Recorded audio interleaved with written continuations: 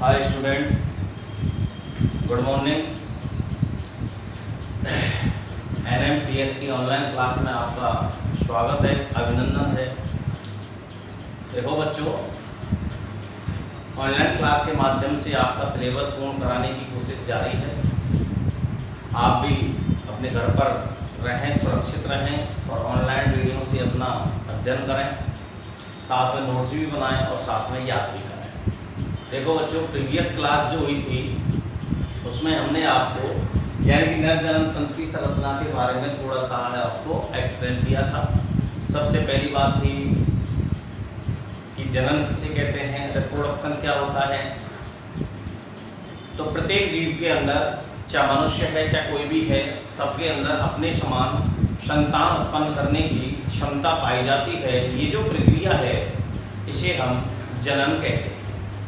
यह मुख्यतः दो प्रकार का होता है, एक होता है अलैंगिक जनन, एक होता है लैंगिक जनन। चूँकि हम ह्यूमन फिजियोलॉजी पढ़ रहे हैं तो मनुष्य के अंदर लैंगिक जनन पाया जाता है, अर्थात स्पष्ट रूप से लैंगिक द्विरूपता पाई जाती है। अर्थात हम ये कह सकते हैं कि नर और मादा को हम बाह्य लक्षणों के आधार पर अंतर कर सकते हैं, उनको पहचान सकते हैं। जैसे मैंने बताया था आपको कि जो नर है उसके अंदर सेसन का पाया जाना, आवाज़ का भारी होना, दाढ़ी मूँछों का पाया जाना, ये बाह्य लक्षणों के आधार पर हम अंतर कर सकते हैं। मादाओं की अगर हम बात करें तो स्तन ग्रंथियों का पाया जाना, आवाज़ का पतली होना, ये इस तरह से हम स्पष्ट रूप से उनमें अंतर स्पष्ट कर सकते हैं। तो इसको हम लैंगिक द्विरूपता कहते हैं। अब मानव के अंदर जो जनन तंत्र है वह दो प्रकार का होता है। एक तो होता है आपका नर जनन तंत्र और दूसरा होता है मादा जनन तंत्र। क्योंकि हमारा जो टॉपिक था वो था यानी कि नर जनन तंत्र। अब नर जनन तंत्र की बात करें तो ये मनुष्य में जो श्रोणि क्षेत्र है, पैल्विक क्षेत्र है, उसके अंदर पाया जाता है, जिसमें मुख्य रूप से दो घटक पाए जाते हैं। एक तो प्राथमिक जननांग होता है और एक सहायक जननांग होता है। प्राथमिक अगर हम जननांग की बात करें तो प्राथमिक जननांग के रूप में मुख्य रूप से यानी कि वृषण पाए जाते हैं, जो कि एक जोड़ी होते हैं। इसकी स्ट्रक्चर मैंने आपको एक्सप्लेन कर दी है। वृषण के अलावा वृषण की जो संरचना है, बाह्य संरचना और आंतरिक संरचना, दोनों को मैंने बता दिया। वृषण की जो आंतरिक संरचना है, उस आंतरिक संरचना में दो प्रकार की सेल्स थी आपकी। एक तो आदिजनन सेल्स थी या हम इनको शुक्राणुजन्य सेल्स कह सकते हैं, और दूसरी थी यानी कि सर्टोली सेल्स। इसके अलावा दूसरा जो पार्ट होता है सहायक जननांग के अंदर, वो था अधिवृषण। ये यानी कि वृषण के ऊपर अत्यधिक कुंडलित कोमा के आकार की संरचना थी बेटा। इसमें भी इसके जो भाग हैं वो तीन प्रकार के थे, शीर्ष अधिवृषण, मध्य अधिवृषण और पश्च अधिवृषण। अधिवृषणों के अगर फंक्शन की बात करें, ये भी मैंने एक्सप्लेन कर दिया था आपको। अधिवृषण का पहला कार्य था कि अधिवृषणों में जो है शुक्राणुओं का संग्रह किया जाता है। इसके अलावा अधिवृषणों में जो शुक्राणु है वो यानी कि निषेचन की क्षमता अर्जित करते हैं, इसे हम योग्यतार्जन कहते थे। इसके अलावा अधिवृषणों में जो शुक्राणु हैं वो पोषण और गतिशीलता प्राप्त करते हैं। इस तरह से ये जो नर जनन तंत्र की स्ट्रक्चर थी, इसमें मैंने आपको दो पार्ट एक्सप्लेन किए थे। एक था वृषण और दूसरा था अधिवृषण। तीसरा जो पार्ट है, तीसरा सहायक जननांग। पहला था आपका वृषण, एक जोड़ी थे, ये मुख्य जननांग के रूप में थे। दूसरे थे अधिवृषण, ये भी एक जोड़ी थे बेटा। और तीसरे हैं शुक्रवाहिनी, ये भी बेटा एक जोड़ी। इस तरह से अब तीसरा जो टॉपिक है आपका नर जनन तंत्र की संरचना में, वो है शुक्रवाहिनी। यानी कि नर जनन जो तंत्र था उसकी जो संरचना था, उस संरचना का जो डायग्राम था वो मैंने आपको नोट्सों में आपको बनवा दिया है। फिर भी मैं नॉर्मल सा उसको यानी कि बना रहा हूँ शुक्रवाहिनी के लिए। यानी कि इस तरह से ये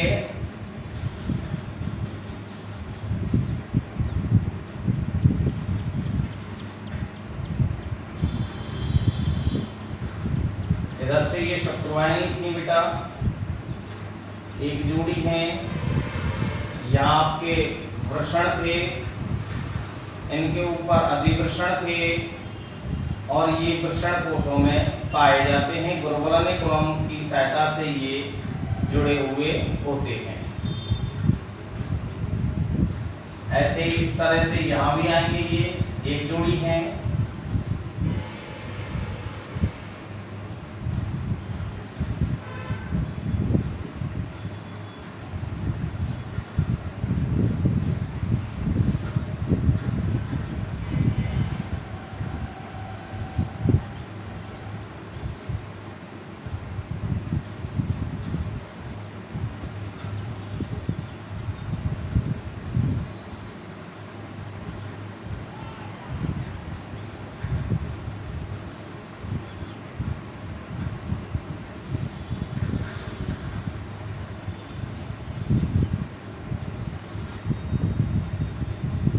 किताब के अंदर इसका डायग्राम दूसरे प्रकार का है बेटा।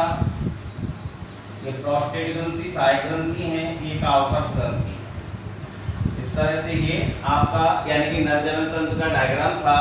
ये शुक्रवाहिनियां हैं, ये वृषण या अधिवृषण, ये है वृषण कोश और वृषण कोश ये जो है वृषण, ये यानी कि गुरुबलनिकुलम जो तंतु हैं इनकी सहायता से वृषण कोशों की भित्ति से लगे हुए होते हैं।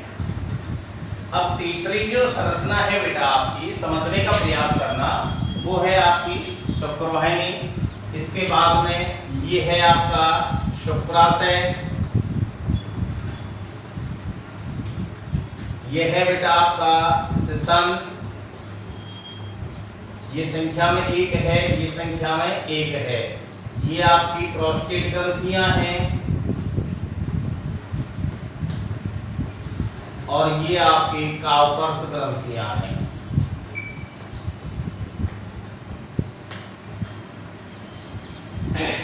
अब तीसरा पहला था आपका वृषण, ये वृषण हो गया बेटा टेस्टिज, ये अधिवृषण हो गए बेटा और ये आपके वृषण कोश। इस तरह से ये आपका डायग्राम था जो कि मैंने आपको पहले ही आपको किताब में नोट्सों के रूप में बनवा दिया गया है।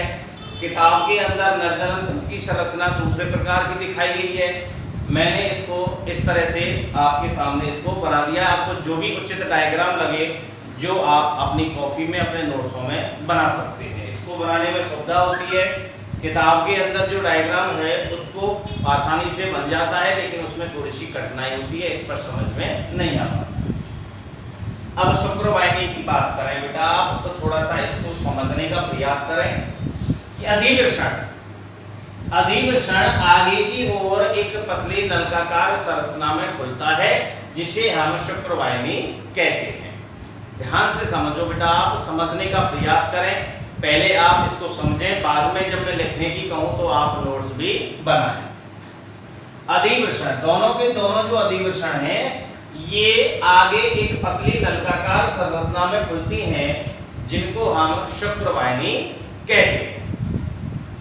प्रत्येक जो प्रत्येक अधिवृषण से एक शुक्रवाहिनी निकलती है जो कि आगे चल के ये मूत्रवाहिनी है, जो कि मूत्रवाहिनी के ऊपर कुंडलित होकर, ये मूत्रवाहिनी आएगी जब उसके ऊपर से कुंडलित होकर शुक्राशय के साथ संयोजित होकर स्खलन वाहिनी का निर्माण करती है।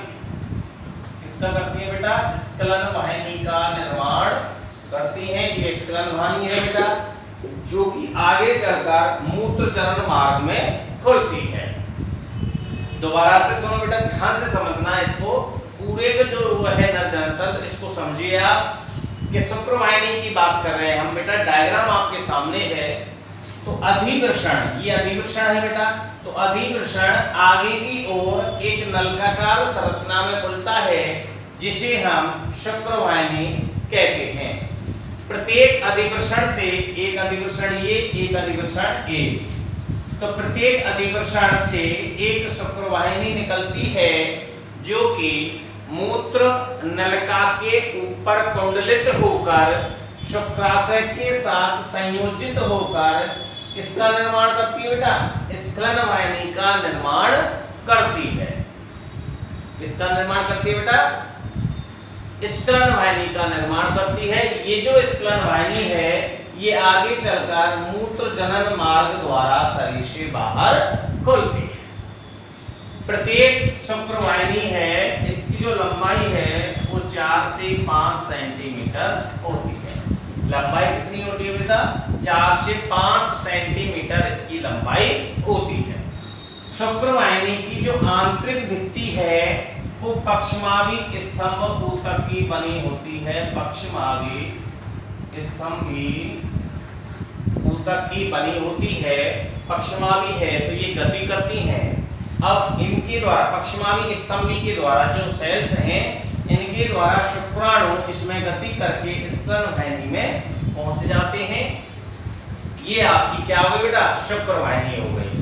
इसको एक बार से फिर आपको एक्सप्लेन कर देता हूं कि अधिवृषण आगे की ओर एक नलिकाकार संरचना में खुलता है जिसे हम शुक्रवाहिनी कहते हैं। प्रत्येक अधिवृषण से एक शुक्रवाहिनी निकलती है। इससे ये निकलती है, इधर से ये निकलती है। तो प्रत्येक अधिवृषण से एक शुक्रवाहिनी निकलती है जो कि मूत्र नलिका के ऊपर कुंडलित होकर शुक्राशय के साथ संयोजित होकर स्खलन वाहिनी का निर्माण करती है। स्खलन वाहिनी मूत्र जनन मार्ग में आकर खुलती है। प्रत्येक शुक्रवाहिनी की लंबाई 4 से 5 सेंटीमीटर होती है। शुक्रवाहिनी की आंतरिक भित्ति पक्षमावी स्तंभी सेल्स अर्थात ऊतक की बनी होती है। इसका रीजन ये है ताकि शुक्राणु इसमें गति करते हुए स्खलन वाहिनी में पहुंच जाते हैं। अगला जो पॉइंट है बेटा वो है आपका शुक्राशय। कौन सा है बेटा? शुक्राशय है। देख लीजिए आप, संरचना आपके सामने बनी हुई है। शुक्राशय की बात कर रहे हैं बेटा हम, तो मूत्राशय और मलाशय के मध्य में, मूत्राशय और मलाशय के मध्य में एक पेशीय ग्रंथिल थैलेनुमा संरचना पाई जाती है जिसे हम शुक्राशय कहते हैं। नर के अंदर एक शुक्राशय पाया जाता है जो कि 2 पालियों में बटा हुआ होता है, जो कि 2 पालियों में विभक्त होता है। शुक्राशय की बात कर रहे हैं हम बेटा, तो सीधी सी बात है कहाँ पाया जाता है बेटा? ये पाया जाता है आपका मलाशय और मूत्राशय के मध्य में एक ग्रंथिल जैसी। शुक्राशय की बात कर रहे थे बेटा हम, तो ये शुक्राशय जो है यह मूत्राशय और मलाशय के मध्य में एक पेशीय ग्रंथिल मतलब ग्रंथि के समान एक थैलेनुमा संरचना होती है जिसे हम शुक्राशय कहते हैं। नर के अंदर एक शुक्राशय पाया जाता है जो कि 2 पालियों में विभक्त होता है। शुक्राशय के द्वारा, ध्यान से सुनना बेटा, शुक्राशय के द्वारा, ध्यान से सुनो बेटा, शुक्राशय के द्वारा एक तरल पदार्थ जो कि चिपचिपा होगा। कैसा होगा बेटा? चिपचिपा होता है और इसका जो माध्यम है वो क्षारीय होता है। कैसा होता है? क्षारीय। तो शुक्राशय के द्वारा एक तरल पदार्थ, क्षारीय तरल पदार्थ यानी कि जो कैसा है? चिपचिपा, इसका श्रावण किया जाता है जिसका पीएच मान 7.3 होता है। कितना होता है? 7.3 होता है, जो कि सीमन मतलब वीर्य, जो कि सीमन का लगभग 60 से 70% भाग बनाता है। शुक्राशय के द्वारा एक क्षारीय चिपचिपा तरल पदार्थ स्रावित किया जाता है इसका पीएच मान 7.3 होता है। यह सीमन का 60 से 70% भाग बनाता है। इसे शुक्रिय द्रव कहते हैं। इसे शुक्रिय द्रव कहते हैं। ठीक है बेटा, समझ में आया? शुक्राशय के द्वारा एक क्षारीय चिपचिपे तरल पदार्थ का श्रावण किया जाता है, जिसे हम शुक्रिय द्रव कहते हैं। इसका पीएच मान 7.3 होता है और यह सीमन अर्थात वीर्य का 60 से 70% भाग बनाता है। इस शुक्रिय द्रव जो है, इस शुक्रिय द्रव में मुख्यतः 3 पदार्थ पाए जाते हैं। वो कौन कौन से, वो देखिए आप। 3 शुक्रिय द्रव में, कौन से द्रव में बेटा? शुक्रिय द्रव के अंदर मुख्यतः 3 पदार्थ पाए जाते हैं। देखिए, फ्रक्टोज शर्करा,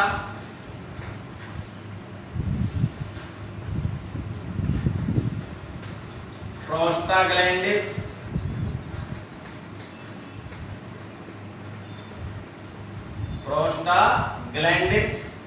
और सेमिनोलाइसिन।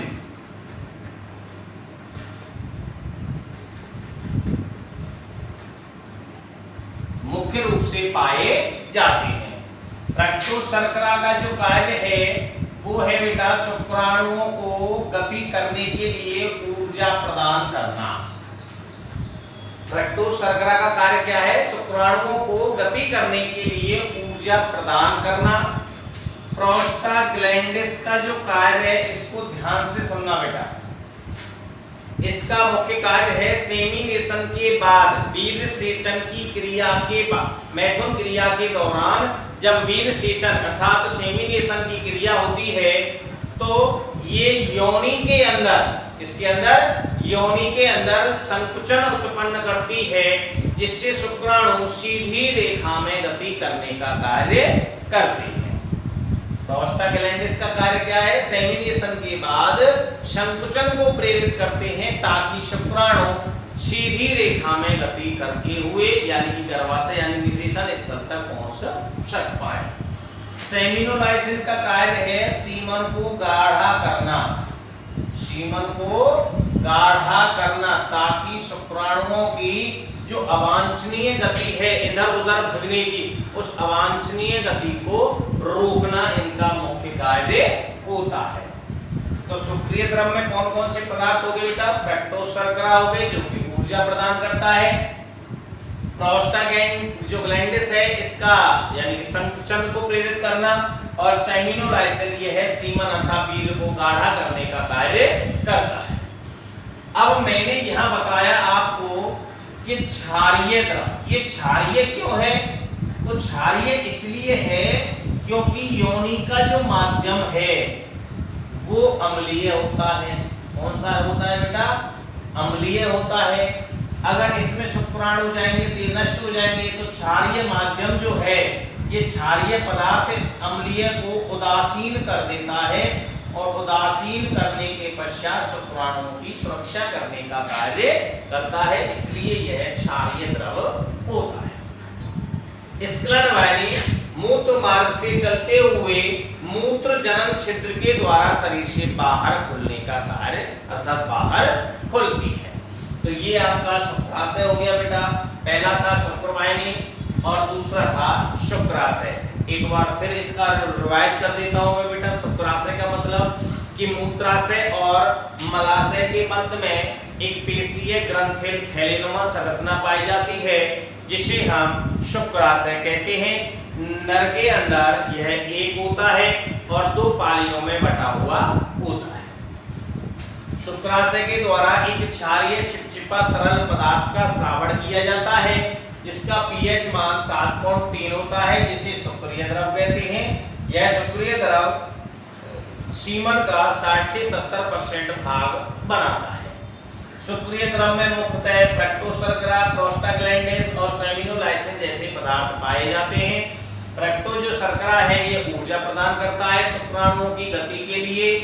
प्रोस्टाग्लैंडिस है ये संकुचन को प्रेरित करता है ताकि शुक्राणु एक सीधी रेखा में गति कर सकें।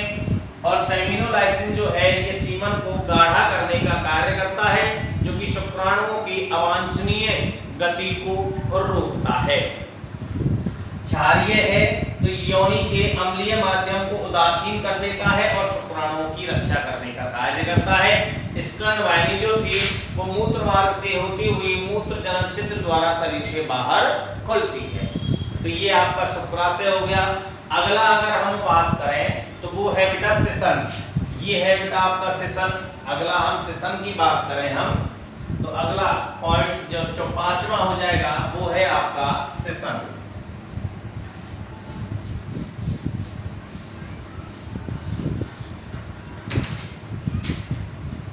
चौथा हो गया आपका शुक्राशय,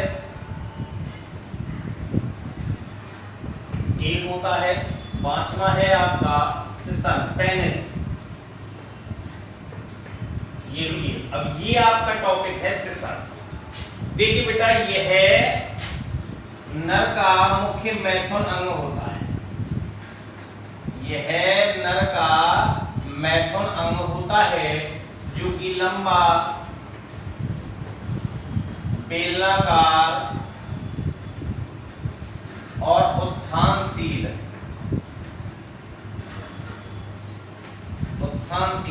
होता है। यह नर का मैथुन अंग होता है जो कि लंबा बेलनाकार और उत्थानशील होता है। शिशन का अग्रभाग फूला हुआ होता है जिसे शिशन मुंड कहते हैं। क्या कहते हैं बेटा? शिशन मुंड कहते हैं। शिशन का अग्रभाग फूला हुआ होता है जिसे शिशन मुंड कहते हैं। इसके ऊपर एक पतली त्वचा का आवरण पाया जाता है जिसे मुंड आच्छद कहते हैं। जिसे मुंड आच्छद कहते हैं। शिशन की बात कर रहे हैं तो यह नर का मुख्य मैथुन अंग होता है जो कि लंबा बेलनाकार और उत्थानशील होता है। इसका अग्रभाग फूला हुआ होता है जिसे शिशन मुंड कहते हैं। जिसके ऊपर एक पतली त्वचा का आवरण पाया जाता है जिसे मुंड आच्छद कहते हैं। इस जो शिशन है इसकी टीएस काट अनुप्रस्थ काट का जब हम अध्ययन करते हैं तो उसमें 3 डोरियां पाई जाती हैं। कितनी डोरियां पाई जाती हैं बेटा? 3 डोरियां पाई जाती हैं जिनमें से 2 आपकी पृष्ठ डोरियां जिनको कॉर्पोरा कोवर्नोसा कहते हैं। कॉर्पोरा कोवर्नोसा कहते हैं। 3 डोरियां हैं बेटा जिनमें से 2 तो पृष्ठ डोरियां जिन्हें कॉर्पोरा कोवर्नोसा कहते हैं और एक आपकी अधर डोरी होती है जिसे हम कॉर्पोरा स्पॉन्जियोसम कहते हैं। कॉर्पोरा स्पॉन्जियोसम कहते हैं। ठीक है बेटा, 2 है पृष्ठ डोरियां जिनको कॉर्पोरा कोवर्नोसा कहते हैं, जबकि एक है आपकी अधर जिसको हम कॉर्पोरा स्पॉन्जियोसम कहते हैं। ये जो डोरियां हैं इन डोरियां में रक्त और रक्त वाहिनियां पाई जाती हैं। रक्त और रक्त वाहिनियां पाई जाती हैं।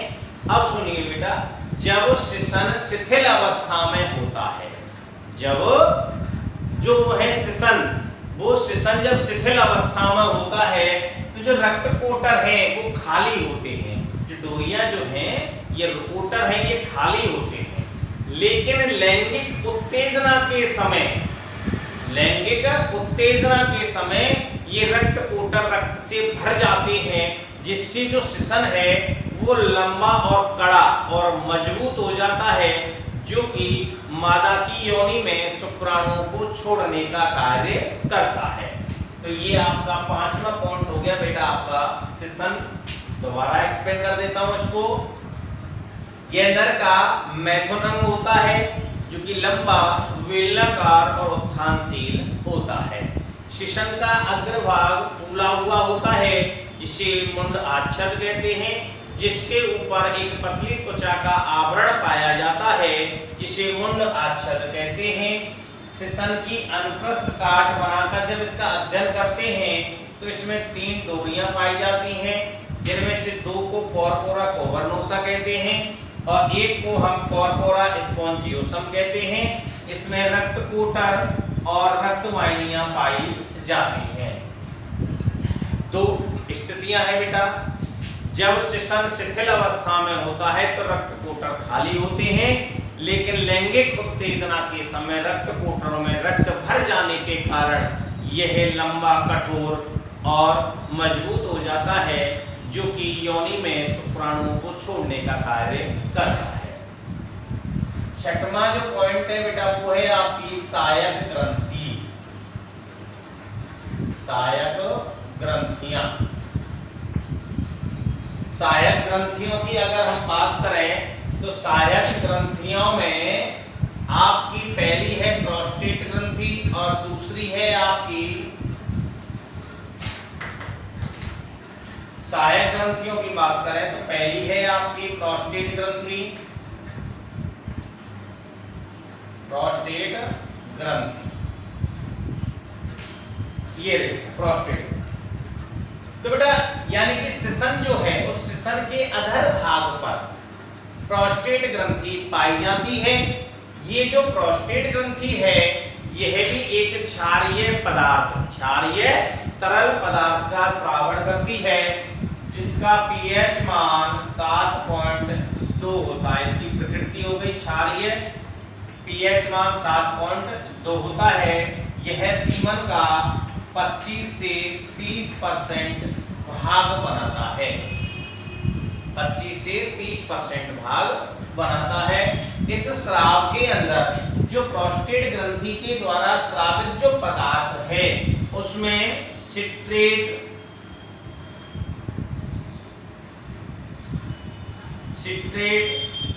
फॉस्फेटेज और फाइब्रिनोलाइसिन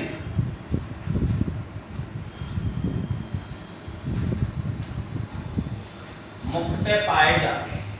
प्रोस्टेट ग्रंथि के द्वारा जो स्रावित जो पदार्थ है उसमें मुख्यतः सिट्रेट, फॉस्फेटेज और फाइब्रिनोलाइसिन जैसे पदार्थ पाए जाते हैं। फाइब्रिनोलाइसिन जो पदार्थ है ये पदार्थ सीमन को पतला करने का कार्य करता है। सीमन को कैसा करता है बेटा? पतला कर। सेमिनोलाइसिन जो पदार्थ वो गाढ़ा कर रहा था और यह सीमन को पतला करने का कार्य करता है, अर्थात वीर्य सेचन के दौरान जब सीमन को मादा की योनि में छोड़ दिया जाता है तो उसको यह पतला करता है ताकि शुक्राणु इसमें आसानी से गति कर सके। यहाँ एक नोट आएगा कि वृद्धावस्था के अंदर ये जो प्रोस्टेट ग्रंथि है इसका आकार बड़ा हो जाता है, जिससे मूत्र त्याग में कठिनाई होती है।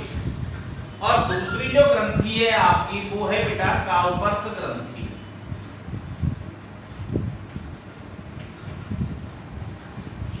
दूसरी ग्रंथि कौन सी है बेटा? काउपर्स ग्रंथि। तो प्रोस्टेट ग्रंथि के नीचे, प्रोस्टेट ग्रंथि के नीचे शिशन के दोनों ओर एक जोड़ी, कितनी? एक जोड़ी काउपर्स ग्रंथि पाई जाती हैं। इनके द्वारा सेमिनेशन से पहले, इसके द्वारा वीर्य सेचन से पहले एक तरल क्षारीय पदार्थ यानी कि चिपचिपा पदार्थ होता है उसका स्रावण किया जाता है, जो कि मूत्र त्याग के समय जो अम्लीय माध्यम हुआ उसको उदासीन करने का कार्य करता है। तो इस तरह से ये आपकी नर जनन तंत्र की कंप्लीट संरचना हो गई। इसमें नंबर 1 पॉइंट था आपका वृषण, नंबर 2 था आपका अधिवृषण और नंबर 3 था आपका शुक्रवाहिनी, नंबर 4 था आपका शुक्राशय, नंबर 5 था आपका शिशन और 6 था आपका सहायक ग्रंथियां। आई होप आपके समझ में आया होगा। एक बार मैं इसको रिवाइज कर देता हूं, ध्यान से सुनना आप। वृषण मैंने समझाया था आपको, एक जोड़ी होते हैं जो कि उदरवास से बाहर पाए जाते हैं। दूसरा था अधिवृषण, जो कि वृषण के ऊपर पाए जाते हैं। एक कुंडलित कोमा के आकार की संरचना होती है, 6 से 7 सेंटीमीटर इसकी लंबाई होती है। इनके अंदर अपवाहिका जो शुक्रवाहिका नलिकाएं थी वो आकर इनके शीर्ष भाग में खुलती हैं। अत्यधिक कुंडलित होने के कारण इनकी जो आकार है वो लगभग 2 से 3 सेंटीमीटर इनकी लंबाई रह जाती है। अधिवृषण के 3 भाग थे बेटा, शीर्ष अधिवृषण, मध्य अधिवृषण और पश्च अधिवृषण। तीसरा जो पार्ट था वो मैंने आज एक्सप्लेन किया है, वो है शुक्रवाहिनी। ध्यान से सुनिए, अधिवृषण, अधि जो वृषण है ये आगे चलकर एक नलिकाकार संरचना में खुलते हैं, जिन्हें हम शुक्रवाहिनी कहते हैं। प्रत्येक अधिवृषण से एक शुक्रवाहिनी निकलती है, जो कि मूत्र वाहिनी के ऊपर कुंडलित होकर शुक्राशय के साथ संयोजित होकर स्खलन वाहिनी का निर्माण करती है। यह स्खलन वाहिनी मूत्र मार्ग में आकर खुलती है। प्रत्येक शुक्रवाहिनी की लंबाई 4 से 5 सेंटीमीटर होती है। आंतरिक भित्ति पश्चिमावी स्तंभी सेल्स की बनी होती है, जो कि शुक्राणु को गति करने में सहायता प्रदान करती है। अगला पॉइंट था आपका शुक्राशय। तो मूत्राशय और मलाशय के मध्य में एक ग्रंथिल पेशीय थैलीनुमा संरचना पाई जाती है, जिसे हम शुक्राशय कहते हैं। शुक्राशय जो है ये शुक्राशय नर के अंदर एक पाया जाता है, जो कि 2 पालियों में विभक्त होता है। शुक्राशय के द्वारा एक यानी कि तरल चिपचिपे क्षारीय प्रकृति के पदार्थ का स्रावण किया जाता है, जिसे हम शुक्रिय द्रव कहते हैं, जिसका पीएच मान 7.3 होता है, जो कि सीमन का लगभग 60 से 70% भाग बनाता है। शुक्रिय द्रव में मुख्यतः फ्रक्टोसर्करा है, प्रोस्टाग्लैंडिस है और सेमिनोलाइसिन, ये 3 पदार्थ पाए जाते हैं। फ्रक्टोज जो शर्करा है यह आपको शुक्राणुओं को गति करने के लिए ऊर्जा प्रदान करती है। प्रोस्टाग्लैंडिस जो है यह योनि में संकुचन को प्रेरित करता है, ताकि जो शुक्राणु हैं वो एक सीधी रेखा में गति कर पाते हैं।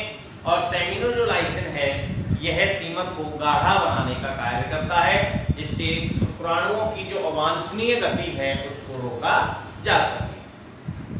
क्षारीय प्रकृति का होता है, तो योनि का जो अम्लीय माध्यम है उसको उदासीन करता है और शुक्राणुओं की रक्षा करने का कार्य करता है। स्खलन वाहिनी मूत्र मार्ग से होते हुए मूत्र जनन छिद्र के रूप में शरीर से बाहर खुलती है।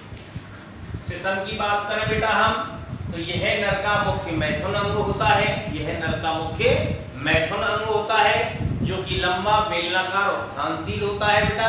इसका अग्रभाग फूला हुआ होता है, जिसे सिसन मुंड कहते हैं, जिसके ऊपर पतली त्वचा का आवरण पाया जाता है, जिसको मुंडाच्छद कहते हैं। ये चीज हो गई। इसकी अनुप्रस्थ काट का अध्ययन करते हैं तो इसमें 3 डोरियां होती हैं, जिनमें से जो 2 डोरियां हैं उनको हम कॉर्पोरा कोवर्नोसा कहते हैं, जो कि पृष्ठ भाग में पाई जाएंगी, और अधर भाग में जो पाई जाती है उसको कॉर्पोरा हम स्पॉन्जियोसम कहते हैं, जिसके अंदर रक्त कोटर और रक्त वाहिनियां पाई जाती हैं। अब 2 स्थितियां बेटा, जब सिसन शिथिल अवस्था में होता है तो रक्त कोटर खाली होते हैं, लेकिन लैंगिक उत्तेजना के समय रक्त कोटरों में रक्त के भर जाने के कारण यह मजबूत और कठोर यानी कड़ा लंबा हो जाता है, जो कि योनि में शुक्राणुओं को छोड़ने का कार्य करता है। सहायक ग्रंथियों की बात करें हम, तो पहली है बेटा प्रोस्टेट ग्रंथि। तो यानी कि सिसन के अधर भाग पर प्रोस्टेट ग्रंथियां पाई जाती हैं, जो कि एक तरल क्षारीय पदार्थ का स्रावण करती हैं, जिसका पीएच मान 7.2 होता है। इसके अंदर सिट्रेट, फॉस्फेटेज और फाइब्रिनोलाइसिन जैसे पदार्थ मुख्यतः पाए जाएंगे। फाइब्रिनोलाइसिन जो पदार्थ है ये सीमन को पतला करने का कार्य करता है, ताकि शुक्राणु सही रूप से यानी कि आसानी से गति यानी कि कर सके। वृद्धावस्था में प्रोस्टेट ग्रंथि का आकार बड़ा हो जाता है, जिससे मूत्र त्याग के समय यानी कि कठिनाई होती है। दूसरी ग्रंथि है काउपर्स ग्रंथि।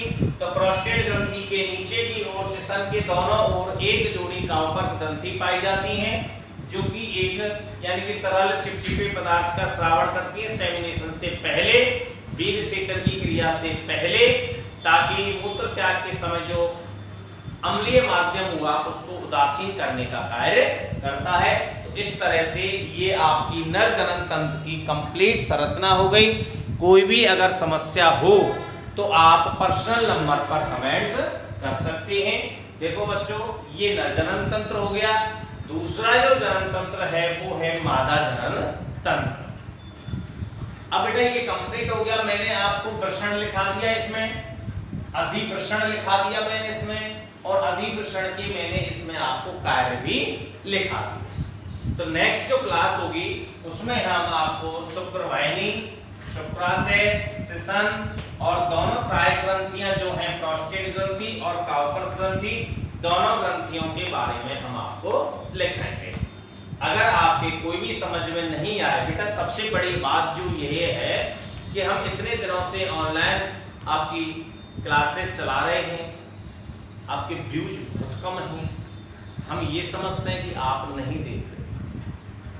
तो ये सारी चीजें लॉकडाउन के कारण, कोरोना जो वायरस है इसके कारण हम आपको क्लास चला रहे हैं, आपको घर बैठे ये सुविधा दे रहे हैं कि आप अध्ययन करें, नियमित रूप से अध्ययन करें, ताकि आपको बोर्ड के एग्जामों में कोई भी परेशानी ना हो। तो आप बेटा घर पर रहकर सुरक्षित रहें और अच्छी तरह से, बहुत अच्छी तरह से आप अध्ययन करें, और हम जो नोट्स लिखा रहे हैं उन नोट्सों को भी लिखें और साथ ही साथ आप याद करें। नेक्स्ट क्लास में मैं इस टॉपिक के ही आपको नोट्स बनवाऊंगा।